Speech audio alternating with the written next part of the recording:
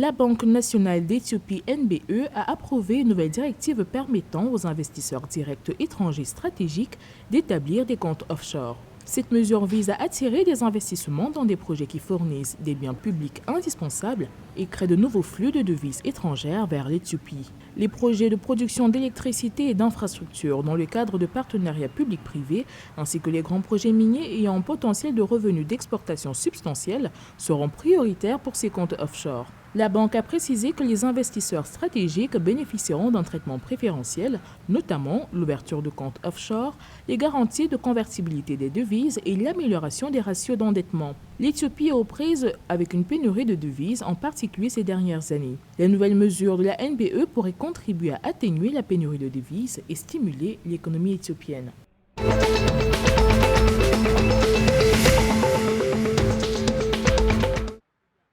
La Tanzanie et le Mozambique ont convenu le 15 septembre 2023 de renforcer leur coopération en matière de défense et de sécurité. Ceci dans le but d'améliorer la lutte contre le terrorisme et la criminalité le long de leurs frontières communes.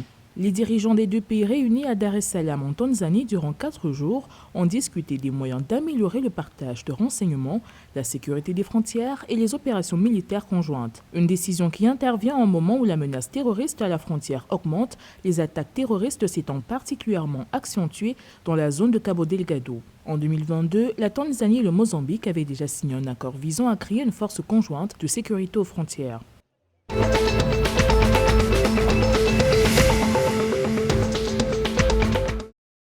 La production d'or du Soudan a chuté de manière spectaculaire depuis le début des affrontements entre les forces armées soudanaises et les forces paramilitaires de soutien rapide en avril 2023. Selon la Société soudanaise de ressources minérales, la production d'or du pays est passée de 18 tonnes en 2022 à seulement 2 tonnes au cours des 6 premiers mois de 2023. Cette baisse est due à une série de facteurs, notamment la violence qui perturbe les opérations minières, la fermeture des frontières et la baisse de la demande mondiale d'or. La chute de la production d'or est une nouvelle source de difficultés économiques pour le Soudan qui dépend de cette ressource pour générer des devises étrangères. En 2022, le Soudan a officiellement exporté 34,5 tonnes d'or d'une valeur de plus de 2 milliards de dollars. Selon des rapports antérieurs des Nations Unies, l'économie soudanaise a connu un déclin allant jusqu'à 42% en raison des affrontements en cours. Depuis le 15 avril 2023, le Soudan est le théâtre d'affrontements entre les SAF et les RSF à Khartoum, dans d'autres régions, faisant au moins 3000 morts et plus de 6000 blessés.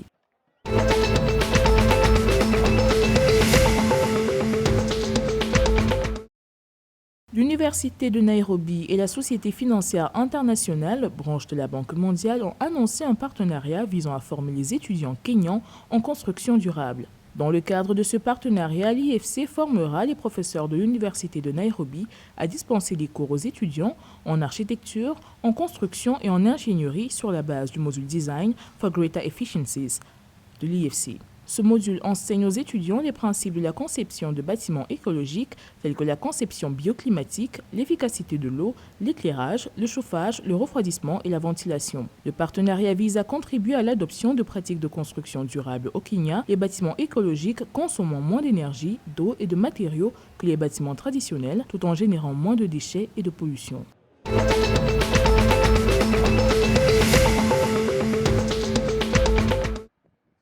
L'Ouganda a rouvert son ambassade à La Havane, Cuba, après la fermeture de 23 ans suite à des contraintes financières. La vice-présidente ougandaise Jessica Alupo a inauguré l'ambassade jeudi en marge du sommet G77 qui se tient actuellement à Cuba. La réouverture de l'ambassade est un signe de rapprochement entre les deux pays qui entretiennent des relations diplomatiques depuis 1974 et une coopération dans divers domaines, notamment l'éducation, la santé et l'agriculture.